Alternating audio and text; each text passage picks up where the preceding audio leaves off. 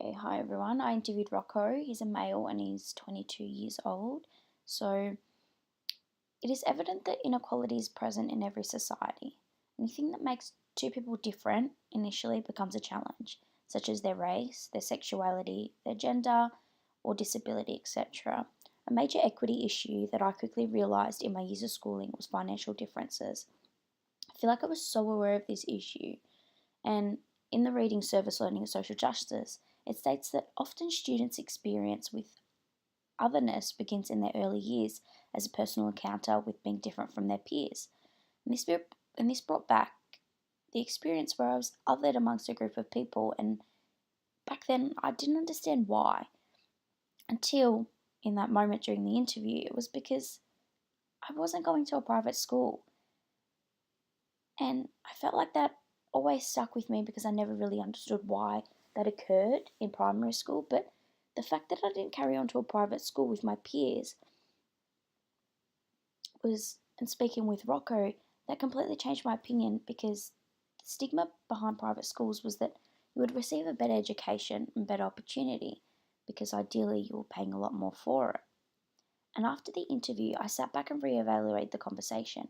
And although we deny and try to fight the idea really that we don't have that perception on private schools, I think we really do. And there is an inequity in the education system between private and public schools. So, in saying that, not everyone is given an equal chance to learn because we have already embedded in children that you won't reach greatness because of your financial differences. However, is the quality of education better over at private school because of the amount of money that it's funded by? Personally, I don't think so, but really I wouldn't know because I didn't go to a private school. However, that's society's perception and it creates inequity.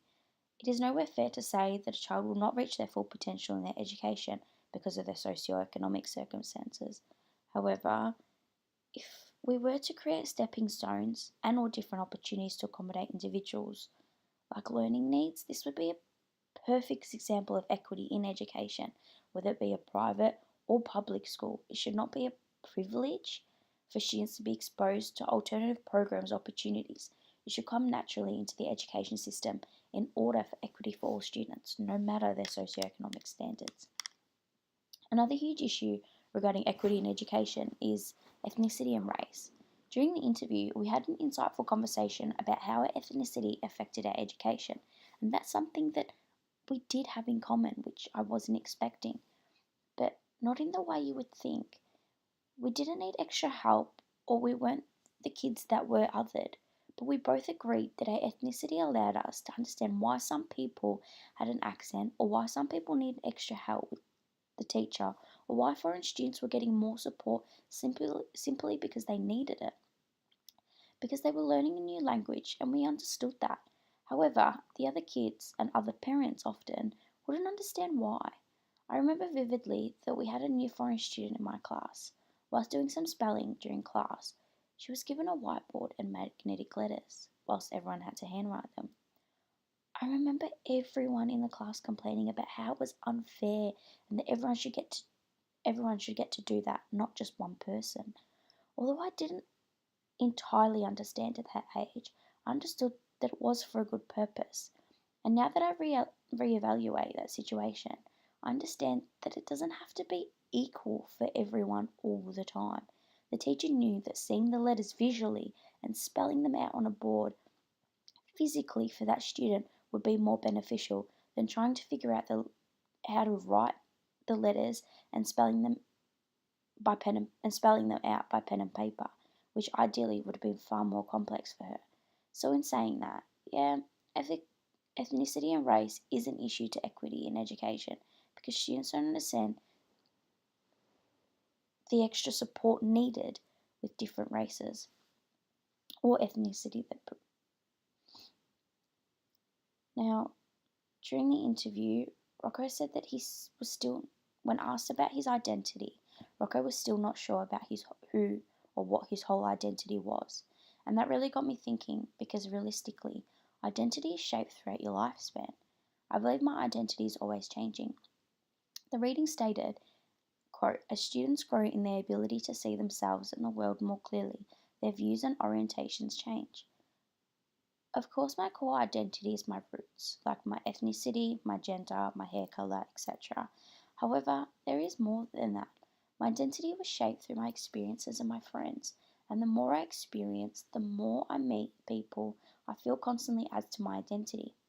However, this theory led me to change my initial opinion because before my conversation I was under the impression that you solely control your identity. But I soon realised that in fact, like I said before, it's shaped throughout life. As you grow, you meet people and live through experiences, those are the things that shape you, not you necessarily. Rocco also mentioned to me that he gained a strong personality trait from one of his teachers, and that has stuck with him through his whole life, and feels like that experience and key moral embedded in his memory helped shape his identity. And I didn't think of it like that.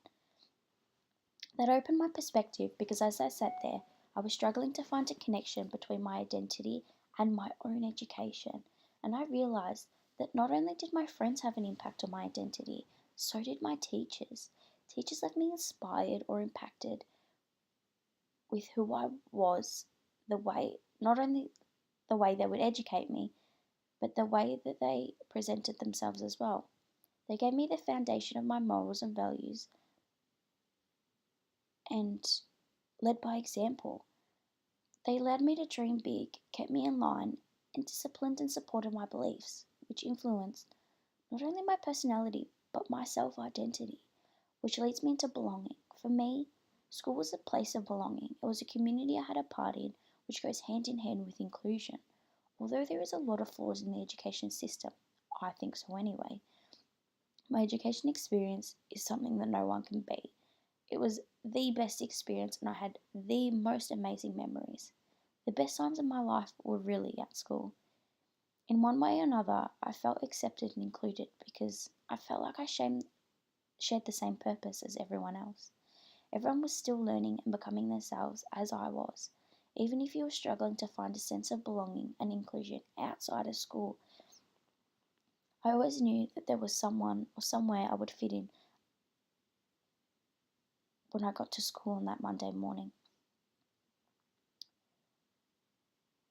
Although during our conversation, when asked, Rocco said that school wasn't for him. He didn't necessarily have a positive experience, and he always knew it. He didn't enjoy studying, but often, like everyone, enjoyed the social aspect of it. This, this differentiated our overall experience with education, because, like I said, school for him in his mind was always a negative, whereas for me, like I said, was a positive.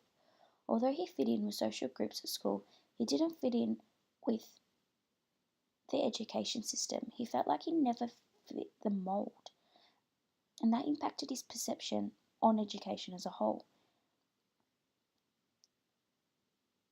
Whereas for me, I felt like I belonged, and that influenced me to enjoy and seek more experiences during my education, become more involved in the school, and this made me come to the realization that people don't just not like school. Their outbursts of unacceptable behaviour isn't because they want to cause distraction to people. It's because they may not feel like they belong or being given an opportunity to be included in a way that suits them. Like Rocco said, he felt like he didn't suit the cookie cutter way of school. He felt like he didn't fit the mould. And I felt like prior to this interview, I was naive in a way without realising it. I had a perception on education and identities that was such a closed minded opinion, but I thought that I was being open minded. And not one person's experience is the same with anything regarding education, life, friends, belonging, etc. We all have factors that make us different, but we all deserve the opportunity to be supported and to be given an opportunity with our education.